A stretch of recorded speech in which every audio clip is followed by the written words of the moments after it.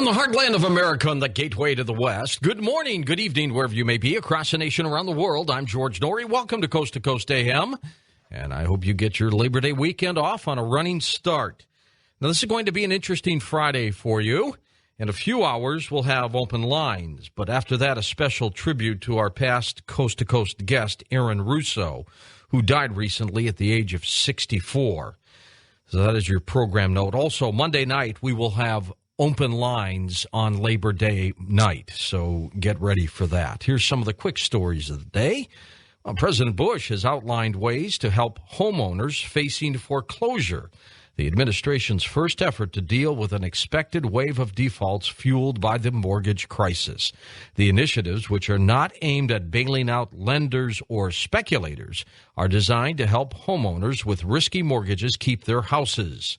A key element of Mr. Bush's plan would allow homeowners with good credit histories, but who cannot afford their mortgage payments, to refinance into mortgages insured by the Federal Housing Administration to keep them from defaulting. And the head of the Federal Reserve has hinted that rates may be cut to stem the U.S. financial crisis caused by a slump in the housing market. Ben Bernanke said the Fed would promote general financial stability. Well, here we go. Russia plans to send a manned mission to the moon by 2025. Isn't this amazing? We did it in 1969. They want to do it by 2025. Well, they want to build a permanent base there shortly thereafter. Russia intends to complete construction of its section of the International Space Station by 2015 so that the ISS becomes a fully fledged space research center. Late on the night of September 19th, 1961, a 41-year-old child welfare worker by the name of Betty Hill and her 39-year-old husband Barney were traveling home after a pleasant vacation in southern Canada. They were traveling along Interstate Route 3, which cuts through the White Mountain of New Hampshire, on the long journey home to New England. For quite a while, the Hills had been puzzled by the white star that seemed to be tailing them. Barney, being skeptical by nature, thought it may be a plane heading towards Montreal. Traffic was very scarce on the highway, and the couple decided to stop to allow their dog Delsey to have some exercise. And then the rest is history. In a moment, Linda Moulton Howe with the incredible story of Betty and Barney Hill.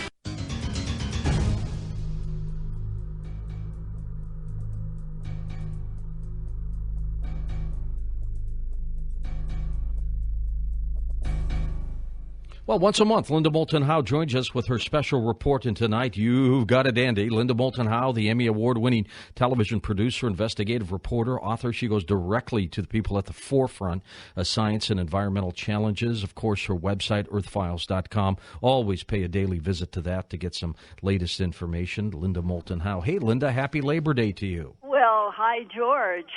I'm telling you, this Betty and Barney Hill case that's been around now for more than 40 years, the more that you learn about it, the more incredible it becomes. I've been so anxious to get this report from you because when I was a kid reporter, 21, 22 years old, I interviewed Dr. Simon.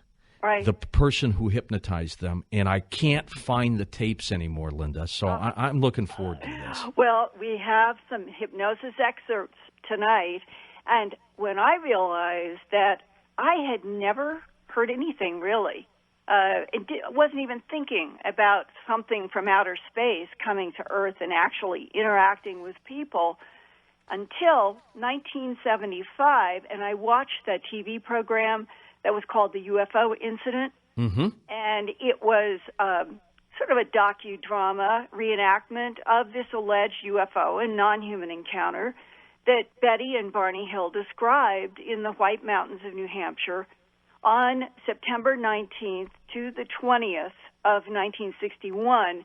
That's 46 years ago. Well, that TV show so provoked my interest that I read the book that it was based on, An Interrupted Journey by John Fuller. And that book came out first in 1966 in cooperation with Betty and Barney Hill and the Boston psychiatrist you interviewed, Benjamin Simon, M.D., from Boston. Dr. Simon did 11 hypnosis sessions with Betty and Barney beginning on February 22nd, 1964, and ending 4 months later on June 27th, 1964. Quite a bit of time had transpired from September of 61. Well, the reason that the Hills asked Dr. Simon for help was Barney's physical and mental suffering and deterioration after that September 1961 encounter. So Dr. Simon began the first 2 hypnosis sessions with Barney, who was very soft-spoken and repressed.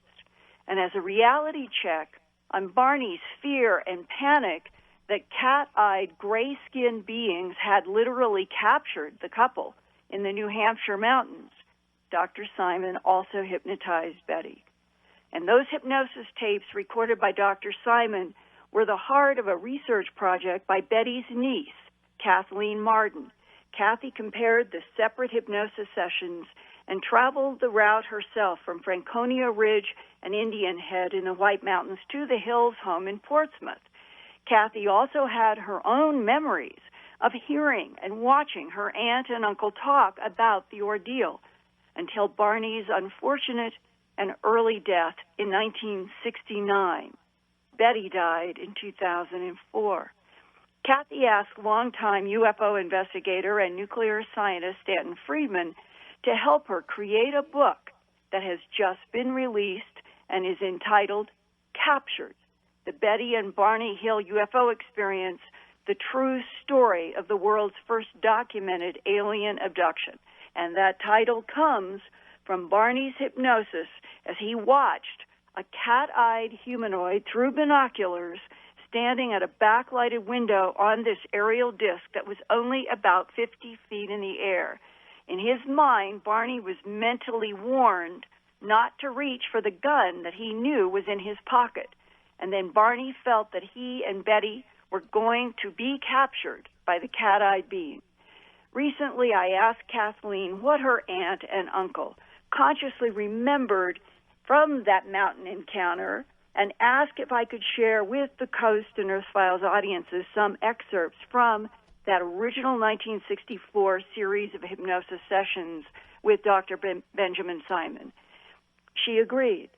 Barney's voice is very soft on these 44-year-old tapes, and in contrast, Betty was so emotional that at points her voice dissolves into sobs and heavy breathing so much you can't understand what she was saying.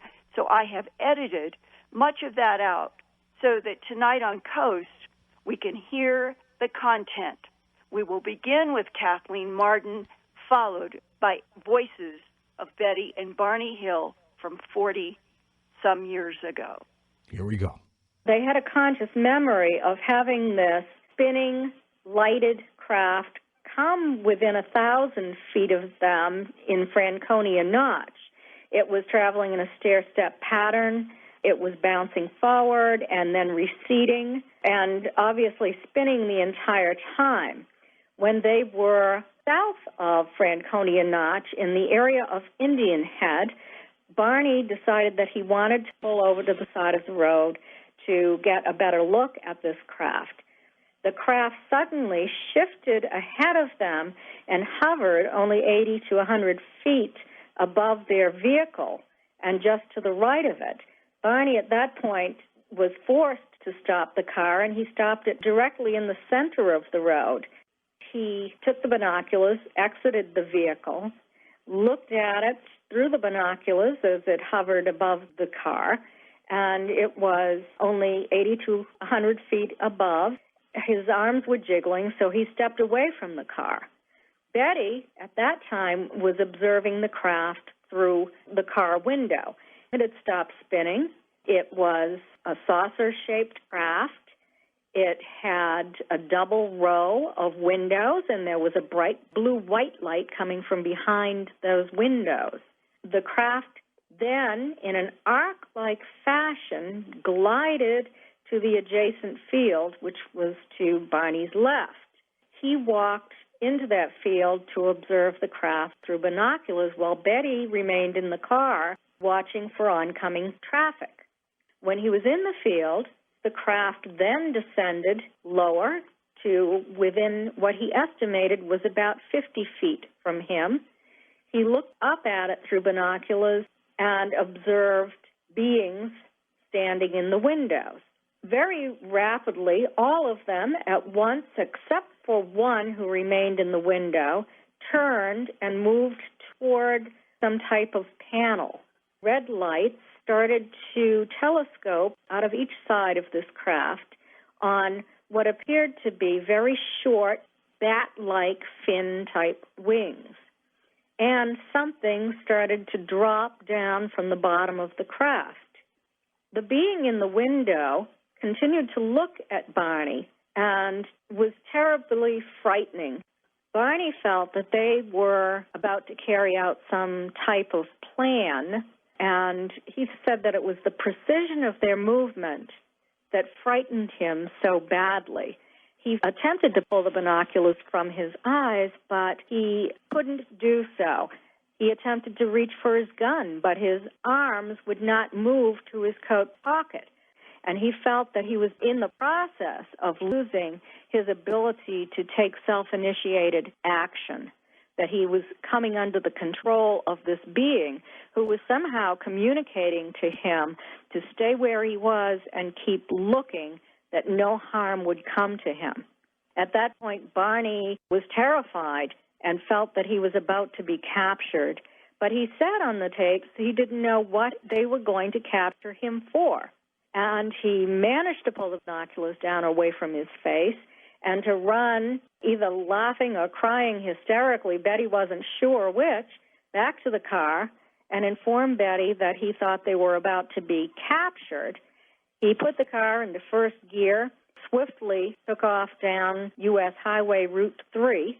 When they were within just a few blocks, they heard a series of what Barney referred to as electronic buzzing sounds. Betty referred to them as electric beeping sounds that seemed to be bouncing off the trunk of the car.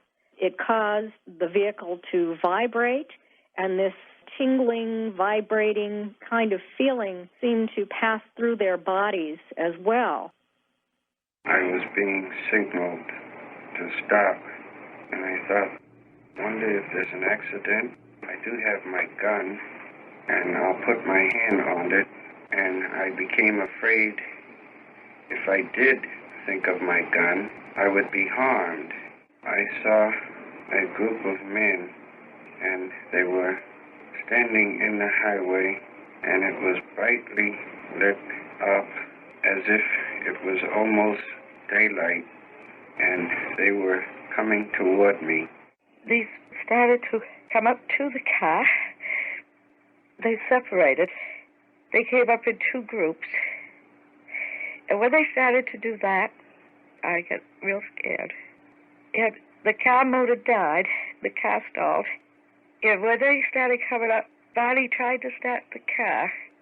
I thought I saw a cluster of 6 men because 3 came to me and 3 did not. I didn't think of the man in the sky in the machine that I saw. I just saw these eyes and I closed mine and I got out of the car and I put my left leg on the ground and 2 men helped me out and I did not walk. I felt like I was being supported. I turned around and I said, Barney, wake up. Barney, why don't you wake up? And he doesn't pay any attention. The object was on the ground. The object was on the ground? Yeah. It was the same one I was watching in the sky. There were trees, and there was a path, and there was this clearing. And this object just about filled up the clearing. They're taking me up to the object. Now, I don't want to go on it. I don't know what's going to happen if I go on it. I don't want to go. I'm afraid to open my eyes because I am being told strongly to keep my eyes closed. Don't open them. I don't want to be operated on. The man beside me says to go on. He's a little angry with me. He said, oh, go on. The longer you stay out here, the longer it's going to take. You might as well go on and get it over with and get back to your car. We haven't got much time either. Each one takes it up. And I get sort of helpless feeling. There's not much I can do at this point. I go along with them. And I go up the ramp, and there's a corridor to the left. And there's a room. I'm standing in the doorway, and I turn around, waiting for them to bring Barney in. But they don't do this. They lead Barney right past where I'm standing. I said, what are you doing with Barney? Bring him in here where I am. And the man says, no, we only got equipment enough in one room to do one person at a time. If we took you both in the same room, it would take too long. The doctor, the examiner, says he wants to do some tests. He wants to check my nervous system.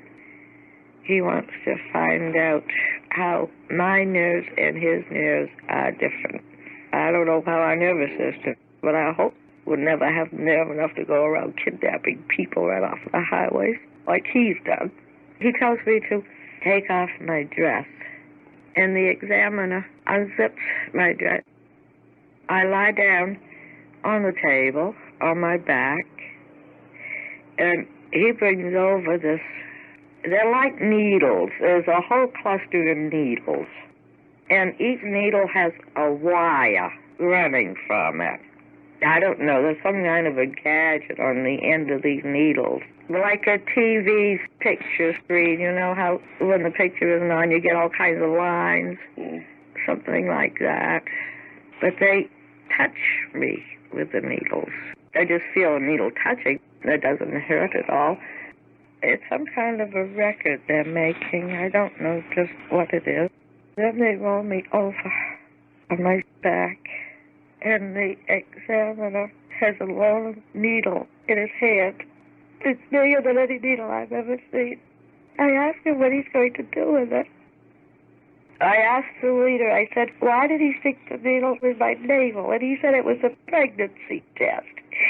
And I said, that was no pregnancy test here. This interview went on rather smoothly until the areas of fear in the latter part of the sighting of the flying object when she began to show very marked disturbance, where tears were running down her cheeks. The same occurred with very marked agitation during the procedure that appeared to be taking place in the strange object, the apparent medical examination. Tears were running down Mrs. Hill's cheeks. Her nose was running. It was felt best to stop, even though she was still in the, quote, operating room, unquote, because of the degree of agitation. Go ahead, Linda. Yeah, I just wanted to add that going along with this compelling pieces of hypnosis, which we're going to hear more on the next half hour, at my news website, earthfiles.com, you can see very vivid and compelling illustrations of the beings that were interacting, drawn by artist David Baker back in 1964 in association with the hypnosis sessions, and very powerful oil paintings done more recently by Patrick Richard of New Mexico, based on the earlier work in 64 and with discussions with Kathleen Marden. And you and the Coast listeners, it would help you to get a sense of the context. If you go to Earth Files, it's 2 parts, and the illustrations are really quite amazing. I had never seen them before working with Kathleen. I got to tell you, Linda, this is, you've brought us some incredible stories over the years, but this is riveting to hear Barney and Betty Hill talking about an episode that has driven both of us into what we've been trying to do all these years, and that's to uncover whether we've been visited or not. I mean, I remember as a kid, my mother bringing me home this Look magazine saying, George, you've got to read this, because she was into all this. Right. And the fact that I am hearing them now. You know, I talked to Benjamin Simon, but I never had a chance to interview Barney and Betty Hill. To hear their voices, it's really chilling, Linda. I know, and I had never heard them either before now, and that's why I thought it would be so important to share on Coast and at Earth Files. All right, Linda, stay with us. You've got another half hour to go with this incredible story. And then next hour, it's Conversations with Linda. We'll take your calls. I'm George Norrie. This is Coast to Coast AM. Well, you may be hearing me today, but on Saturday night and on other days as well, you get to hear the genius side of Coast to Coast with Ian Punnett. Hello, Ian. How are you? Are you doing Sunday night? You the man. I do. Labor Day? I do one Sunday, and I always, this is my promise to our listeners. If a holiday happens to be on a normal work schedule and I'm not on vacation, I don't mean taking a day off. I mean not on vacation. I will work that holiday because, as you know, Ian, there are a lot of people at home who are by themselves, and, you know, the radio in this program in many cases is their family. And that's why I do it. And I've done it for 5 years, and I'm going to keep doing it. How you been? But I understand you're doing it, and thank you. I'm wonderful. Sunday night and then Monday night? Yes, sir. Oh, you rock. I mean, I think that's great. And I'm glad I got home in time for this Betty and Barney Hill thing. I'd read the transcript, but I've never heard the tape. It is chilling. It really is to hear that and imagine that they are telling the truth, that whatever happened to them, they believe it. Right. And I'm trying to picture all this. Right. And it is eerie. What's up on Saturday? Well, a cool thing on actually maybe even kind of tangentially related to the subject of singularity and how we will be struggling to understand ourselves as humans as we continue to make computers that are much smarter than us, that will make sort of logarithmic advancements past us, and how do we stay in control, or can we surrender ourselves to Skynet sometime in the future? The subject of singularity. And then also Jim Mars before that, as we talk about his new book called Sci-Spies. And I only get to have him for an hour, and if you use him again sometime in the future, that's totally cool too. But it's a great new book. Yeah, we will. He's a great guy. The true story of America's psychic warfare. So I'm just going to have him for the first hour, but there's a lot more in this book to unpack and have fun with. Okay, we'll do that. Ian, you have a great Labor Day weekend with your family, George. my friend. You are Labor Day. You're the hardest working man in show business. You got to do what you got to do. That's our buddy Ian Punnett, live coast to coast Saturday night at 10 p.m. Pacific time. And we'll be back in a moment with the rest of Linda Moulton Howe's story on Coast to Coast AM. And welcome back to Coast to Coast. I'm George Norrie with Linda Moulton Howe, who is bringing us incredible audio of an event that took place in 1961, the Betty and Barney Hill abduction case. Go ahead, Linda, on with your story. Thanks, George. Well, Kathleen Martin, who is Betty Hill's niece, told me recently that Betty and Barney never wanted their UFO encounter to be made public. Her aunt, Betty Hill, was a social worker for the state of New Hampshire. Barney was employed by the Portsmouth, New Hampshire post office, but he was also very involved in the civil rights movement. He was a civil rights leader, and there is an archival collection about his political leadership at the University of New Hampshire in the Milne Special Collection Library. Betty and Barney Hill were invited guests at Lyndon B. Johnson's presidential inauguration. Betty and Barney were also involved with the Office of Economic Opportunity in founding the Rockingham County Community Action Program in New Hampshire, and Barney was the first executive director of that program. Kathleen told me that when a Boston Herald traveler reporter named John Luttrell first approached Betty and Barney in August of 1965 and wanted to interview them, they refused. And they had been living with all of this for nearly 5 years before any of this started to break. And when they realized that this reporter might go ahead anyway and do a newspaper article on them and their experience, they even contacted 2 separate lawyers to try to prevent this reporter from writing an article and publishing it. They were afraid it would have a negative impact on not only their reputations, but on their work in the community. They might even lose their jobs as a result of this, and Betty and Barney did not want public attention. But Luttrell did print their story in 5 parts, and Betty and Barney were so upset about errors that they finally agreed to work with John Fuller on the book that is now a classic entitled Interrupted Journey that was first published in 1966, 5 years after their encounter. And now let's continue with original 1964 hypnosis excerpts. And in this first one, you are going to hear Betty Hill laugh hard at the non-humans. I was out in the hall, and some of the men come in, and with them is the examiner. They're quite excited. So I asked the leader, I said, what's the matter? Did something happen to Barney? And the examiner has me open my mouth, and he's checking my teeth, pulling, tugging. And the examiner said that he was very excited, and he said that Barney's teeth came out and I didn't. I said that Barney had dentures and I didn't, and that's why his teeth would come out. Then they asked me what were dentures, and I said that people, as they got older, they had to go to the dentist and have their teeth extracted, and they put in dentures. I started talking with the leader, and I said to him, this had been quite an experience. It was unbelievable. No one would ever believe me. What I needed was some proof that this had really happened. He laughed, and he said, well, what kind of proof did I want? What would I like? Something to take back with me.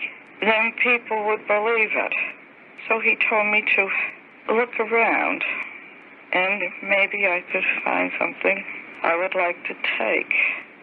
And I did. On the cabinet, there was a book, a big book. I put my hand on the book and I said, could I have this? He told me to look in the book, and I did. It had pages, writing, but not like I'd ever seen before.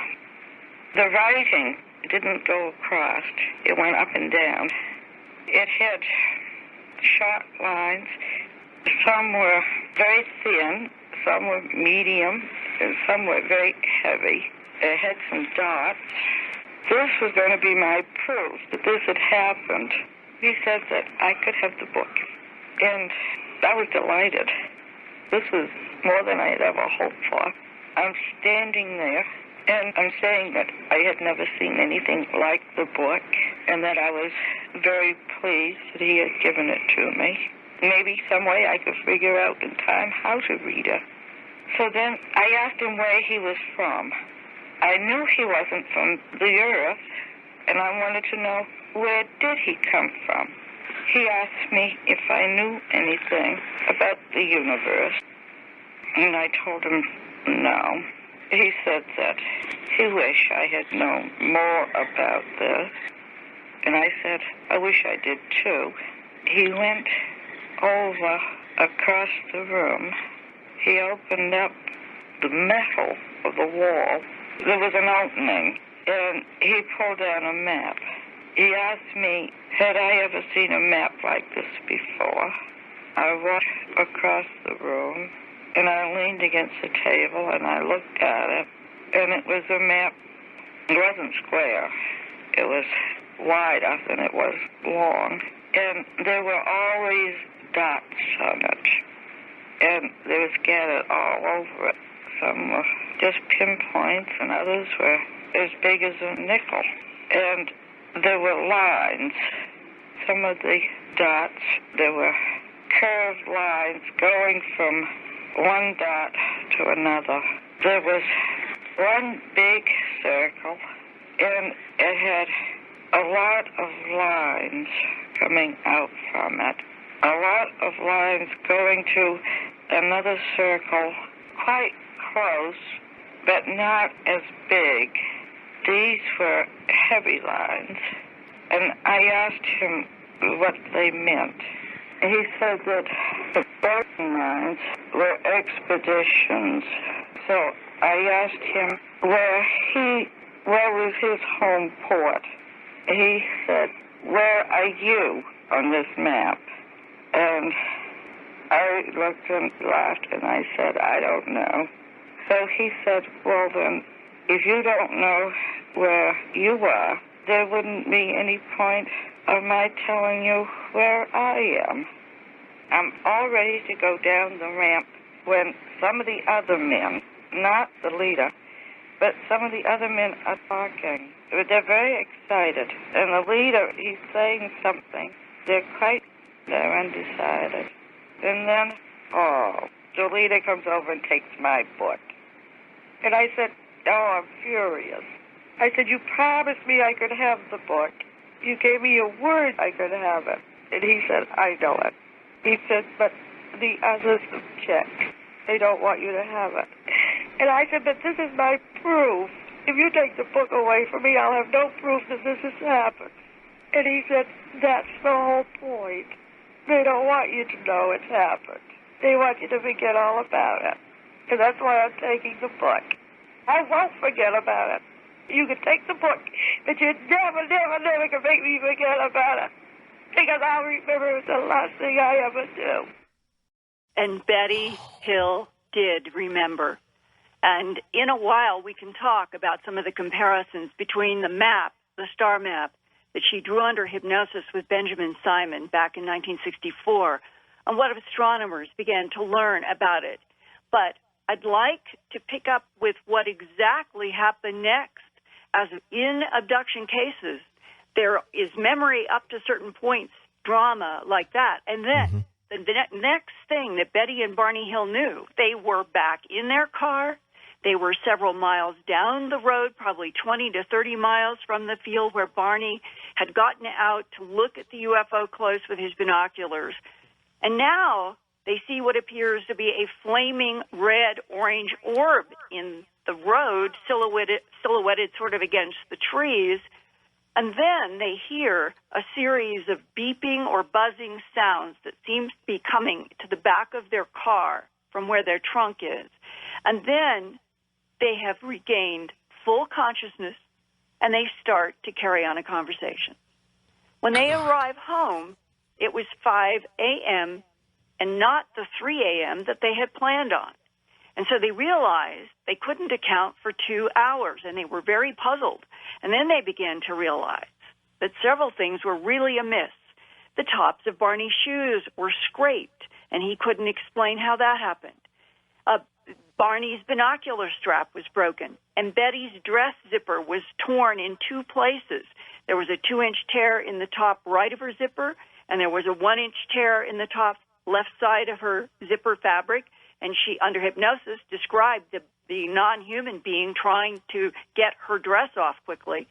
Also, her hem was torn down, and the lining of her new dress was torn from hemline to waist, and she couldn't understand that. She folded that dress up and put it in her closet and did not touch it or remove it until somewhere in 1964. So the dress, with all of that evidence, was sort of set aside. The watches they were wearing that night had stopped working and were permanently destroyed, never worked again. And on the back of their car, on the trunk, were 12 or 18 circular spots about the size of silver dollars. They were all exactly the same size. And when Betty and Barney took a compass and put them on these bright, shiny spots on their car, it would spin and spin, whereas the compass would not spin on any other part of the car. Now, no one, strangely, photographed those shiny circles, even though Betty and Barney associated them with the electronic buzzing and beeping at the encounter site. Mm-hmm.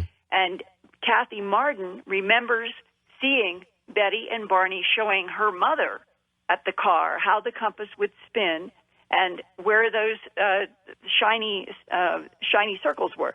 Well, Betty had told the family that she washed and Simonized her car every fall, and that she Simonized it after this event, but the shiny spots didn't go away. They just got brighter until sometime in the winter, which may have been December, January, or February, they just gradually faded away.